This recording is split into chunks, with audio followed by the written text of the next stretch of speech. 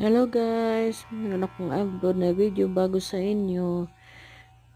Tutorial for hair cutting, men's hair cutting guys. Try nyo panoorin yung paano gugupitin yung panglalaking gupit na medyo hindi naman masyadong mahirap. Sa mga baguhan dyan na gustong matutong maggupit ng panglalaki, try nyo panoorin yung video na to. Kahit pa paano may matutunan kayo guys. Yung clipper kasi guys, meron niyang supply sizes na pwede nyo ilagay